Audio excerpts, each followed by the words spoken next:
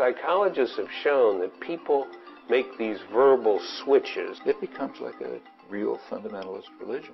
Organisms, when they realize they're being deceived. It sounds like normal propaganda.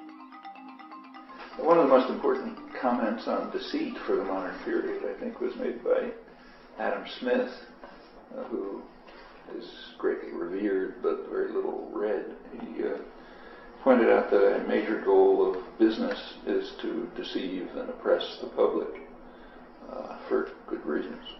And one of the striking features of the modern period is the institutionalization of that process, so that we now have huge industries devoted to deceiving the public, and they're very conscious about it, the public relations industry, which strikingly developed in the freest countries, and for good reasons, developed in Britain and the United States at the time, roughly the First World War, when it was recognized that enough freedom had been won, so you really can't control people by force, and you have to carry out modes of deception and manipulation in order to keep them under control.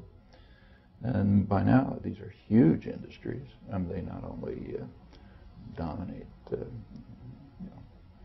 marketing of commodities, which is maybe the 1/6 of GDP or something, just marketing, but by now they also control the political system. So, as anyone knows who watches a U.S. election, it's marketing commodities by same techniques that are used for marketing toothpaste. As far as self-deceit is concerned, it seems to me that's throughout history been mostly the property, the vocation of the educated classes, who tend, not 100% of course, but tend to be supportive of power systems, and that involves a lot of self-deceit. You have to reconstruct a picture of the world and in order to be conducive to the interests and concerns of the educated classes. Actually, I just went through an hour of that with a video conference overseas with students in the university. I mentioned where they want to talk about globalization. I started by saying there's two senses of globalization. I said every term of political discourse virtually has two senses. There's a literal sense and a sense that's used for doctrinal warfare, propaganda. So it's true of terrorism, aggression, take your choice. This happens to be globalization. So I said, well, there's two senses of globalization. There's the doctrinal sense, which refers to the specific form of economic international integration that's organized by major corporations, a few powerful states, within the framework of the so-called Washington Consensus, World Trade Organization, and so on. That's one form. There's another, in the literal sense of globalization, just means international integration. And there's a huge number of people dedicated to globalization. They're called anti-globalization. So if you take a look symbolically at the World Economic Forum and the World Social Forum, which meet almost simultaneously, World Economic Forum represents a tiny sector of highly privileged people, and their form of international integration is called globalization. World Social Forum draws from about as wide a range of people in the world as any organization ever has. I mean, all over the world, different walks of life, anything from peasants to professionals and so on. And their form of globalization is called anti-globalization, because it's working out plans directed to the interests of people. So I started off by that, but then every question used globalization in the technical sense, the propagandistic sense. That's self-deceit. And that's a large part of what I think education's about. So yeah, deceit is a technique of control on the part of the powerful when force is unavailable. And of course, even when force is available, but and self-deceit is a substantial part of the history of the educated classes, as far back as you go. Let me ask you personally, just out of curiosity, you've devoted most of your intellectual life to, on the one hand, the deep structure of language, and on the other hand, is something that I just classify under deceit and self-deception. All of your analyses of, like the the absurd double standard in which the word terrorism is used. It's not terrorism to arm the Contras to attack women's collectives in Nicaragua, but it's terrorism to strap a bomb on yourself and blow up some people in a pizzeria, etc., etc. Is there any relationship in your own life, or do you see any connection between your linguistic work and your continued analysis of deceit and self-deception in society? There's a kind of a loose connection, and I've occasionally spoken and written about it, but only when I'm asked to, because, I mean, the honest truth is that if I was an algebraic topologist, I'd do the same political work. Indeed. It wouldn't have any connection to it. So I don't draw anything from what I know about language. Right. And people are constantly saying, well, you know, you linguists, you must be analyzing the language of deception. But no, I mean, analysis of the language of propaganda and so on is just common sense. You don't have to have any special knowledge about it. No. But there is a connection. And in fact, the connection was brought out in during the Enlightenment, in the early Romantic period. So take, say, figures like Rousseau, for example, or Wilhelm von Humboldt is the most extreme. He was one of the founders of classical liberalism, but he was also a leading linguist. And he drew some of the potential connections, all coming from a kind of Cartesian source, namely the idea that the core element of human beings, what in the Cartesian picture distinguishes humans from beast machines, you know, animals and machines. Mm-hmm. The core property is a kind of creative capacity that humans have and no beast or machine has, which, according for the Cartesians and their followers, was manifested most clearly in language. Mm-hmm. That is the capacity to do what you and I are now doing, just to, you know, produce new thoughts, new ideas. For the Cartesians, the core element of the human essence, you know. And for the following generation, I mean, say, through Rousseau, some of Rousseau's more egalitarian essays, von Humboldt and others, it also became what Bakunin called an instinct for freedom. You know, just some core element in humans that seeks freedom, and any institutional structure that limits that freedom has to be challenged. That's actually a core principle of classical liberalism, and it found its way right into anarchism, which, in my view at least, is the inheritor of classical liberalism. Mm-hmm. Classical liberalism was sort of bricked against the shoals of capitalism and basically disappeared. But I think it's fair to regard the anarchist tradition as a descendant based on the principle that you have to challenge any form of authority and make it justify its legitimacy, because it is interfering with a core component of human nature, which manifests itself most explicitly in the use of language, but many other things. So in that sense, there's a kind of a loose connection, but it's not a deductive connection. I mean, you can't draw some conclusion from linguistics about political life or conversely. Right.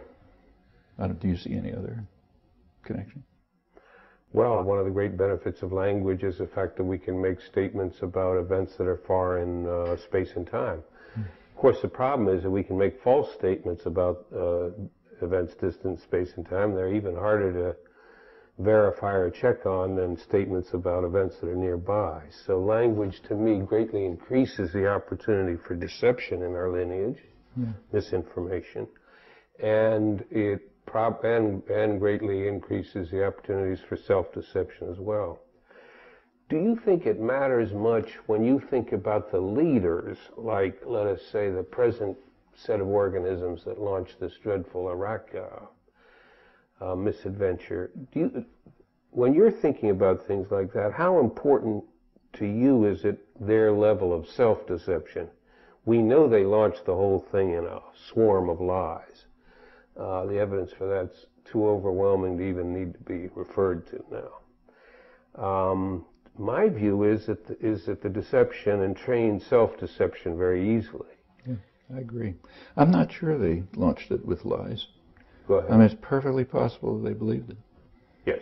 It's, I mean, in fact, if you look, we don't have a detailed record, but from the record we have, it looks as if they were kind of cherry picking. They had a goal, Yes. you know, and then they sort of cherry picked intelligence and coerced intelligence Yes. to yield evidence that would contribute to that goal. Yes.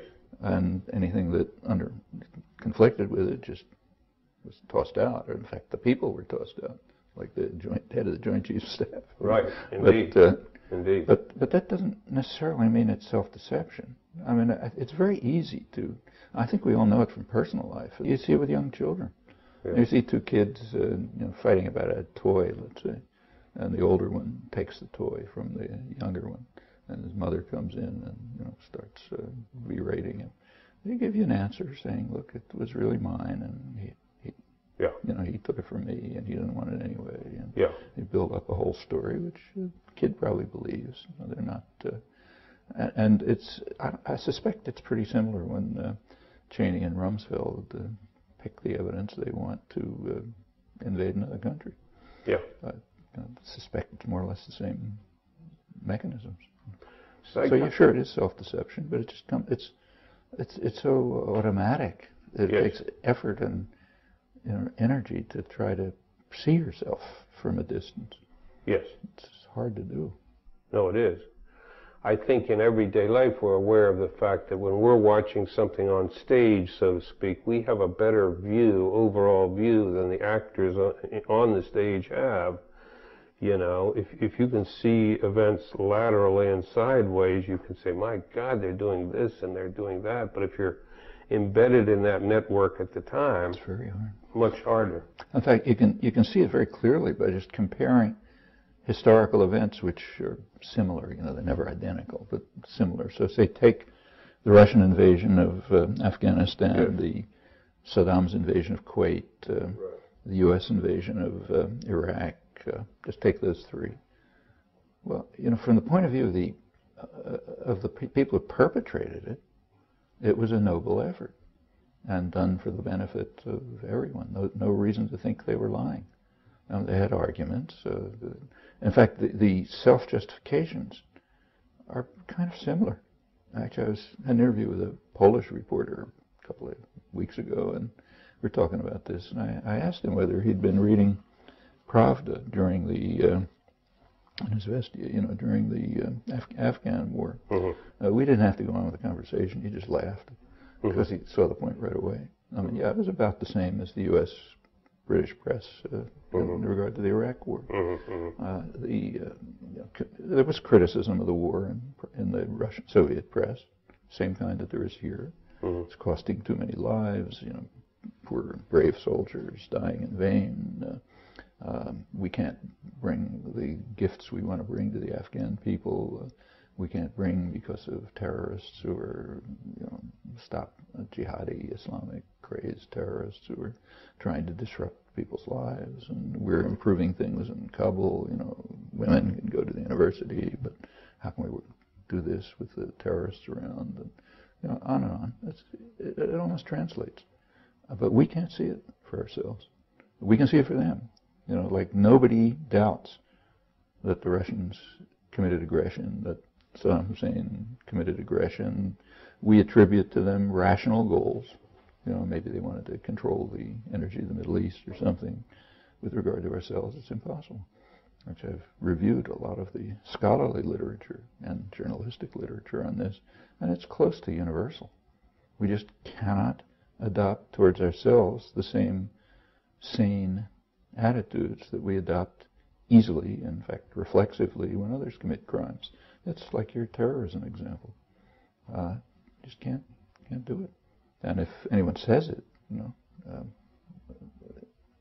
educated people, liberal intellectuals are infuriated because it suggests that we could do something that's not noble. We can make mistakes.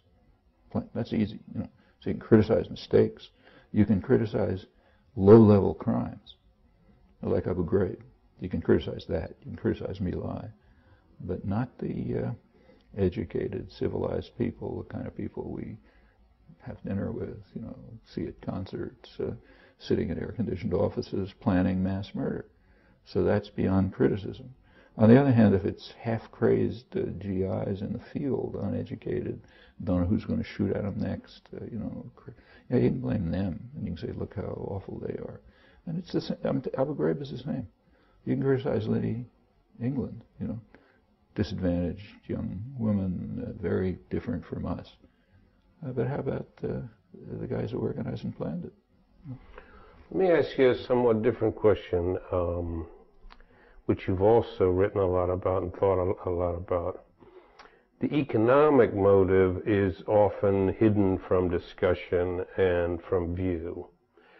So, in retrospect, all of this hysteria about anti-communism, what was it? I mean, whenever someone came up with a socialist system, it was a system that was not going to be open to our exploitation. Likewise, in the Iraq case, there was an economic motive in terms of seizing a major section of the world and implanting some military bases. I feel that we plan to put those military bases in for good. We've never left any place voluntarily, except Grenada, right? Well, after all, that's the nutmeg capital of the world. Right. Giving that up is quite a lot. It's quite a lot, right. And Vietnam, they ushered us out the front door, so that was the end of that. But we haven't left the Philippines, we haven't left Cuba, we haven't left nowhere, So it's almost like we looked around the globe and saw there's this there's this really important area with all this oil. Even when this issue comes up, well, what about the oil? The scholarship discounts it, and they discount it for interesting reasons. They discount it because it doesn't make sense. After all, the U.S. could get hold of the oil anyway, because it's just on the market. Once a ship's on the seas, it goes anywhere you want. So it doesn't increase access to oil, which is perfectly correct. It doesn't increase access to oil. It increases control over oil. And that distinction is critical, and it just can't enter scholarship. In fact, here's another case like Afghanistan and Kuwait. Dick Cheney the other day, he was somewhere in Central Asia, Kazakhstan or somewhere. Right. He was trying to get them to make sure to direct their pipelines to the west so the U.S. can control them. And he said control over pipelines these are tools for intimidation and coercion. He was talking about if somebody else controls the pipelines. Right. So like if China controls the pipelines, it's a tool of intimidation and coercion. But if we control the pipelines, it's just benevolent and free and wonderful. Yeah. And I was interested to see if anybody's going to comment on that. I mean, here he is in whatever it was, Kazakhstan, to get them to ensure that we control the pipelines. But as long as he's talking about somebody else's control, then it's intimidation and coercion. When he's, at the very moment he's trying to get them to give us control, that's liberation and freedom. Now, to be able to live with those contradictions in your mind really does take a good education. But let me give you an example of the kind of stuff on the individual psychology studies that is reminded to me by points you're making. This we-they distinction and problems we have coming up with a consistent one. Psychologists have shown that people make these verbal switches when you're in a we-they situation. It's sometimes quite arbitrarily formed groups, but in any case, your group versus another group. So groups that are simply set up for the experiment, you mean? It can be, or you can be talking about them and their group versus someone that's not a member of their group. But you can also do it experimentally, and I don't know that. I haven't studied that work yet carefully to see how long you have to set them up in these arbitrary groups to get this kind of thing going. But you have the following kinds of verbal things that people do, apparently quite unconsciously. If you're a member of my group and you do something good, I make a general statement about Noam Chomsky is an excellent person. Now, if you do something bad, I give a particular statement, Noam Chomsky stepped on my toe. But it's exactly reversed if you're not a member of my group. If you're not a member of my group and you do something good, I say, Noam Chomsky gave me directions to MIT. But if he steps on my toe, I say he's a lousy organism or he's an inconsiderate person. So we generalize positively to ourselves, particularize negative and reverse it when we're talking about other people. It sounds like normal propaganda. Yes. So Islamo-fascists or the Irish are all crooks. Yes, exactly. Exactly. Generalize the negative characteristic in the other, so to speak. So I'm trying to understand these phenomena at the individual level and then also put them together in groups. There are some times in which institutions act like individuals in that they practice internal self-deception. This was Feynman's famous analysis of NASA and the Challenger disaster. I don't know if you ever read the analysis. Well, it was beautiful. He said, when we decided to go to the moon in the 60s, there was no disagreement in the society, for better or worse. Everybody said, let's beat the Soviets to the moon. And the thing was built rationally from the ground up, and by God, before the decade was out, we were on the moon and back safely. Now then you had a $5 billion bureaucracy with nothing to do. So now you had to come up with rationales for what they did. So they did two things. They first of all decided on manned flight because it's more expensive.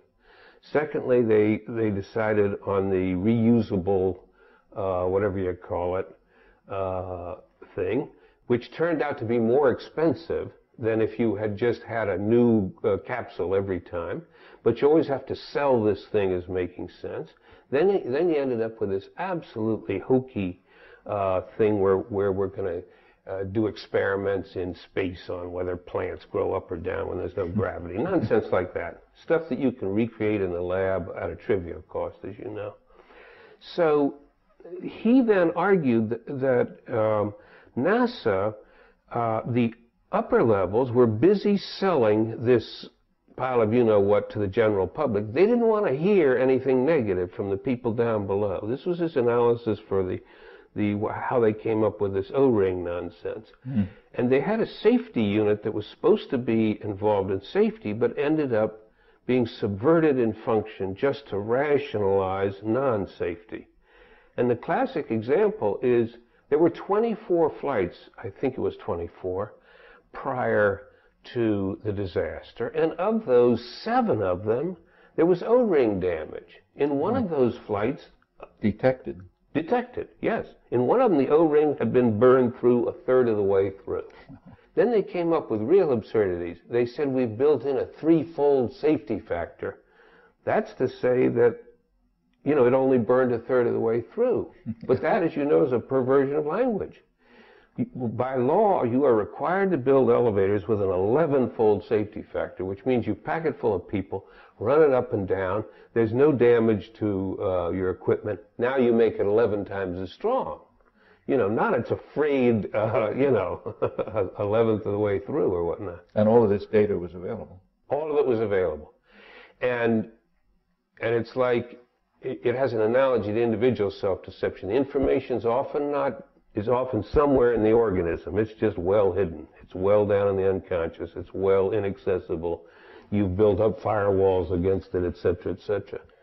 Are there any animal analogs to anything? Well, I don't know. I believe that self-deception has evolved in 2 situations, at least, in other creatures. And I believe it could be studied, and I've suggested a way to do it, but nobody's done it. When you are making an evaluation of another animal in a combat situation, let's say male-male conflict, the other organism's sense of self-confidence is a relevant factor in your evaluation.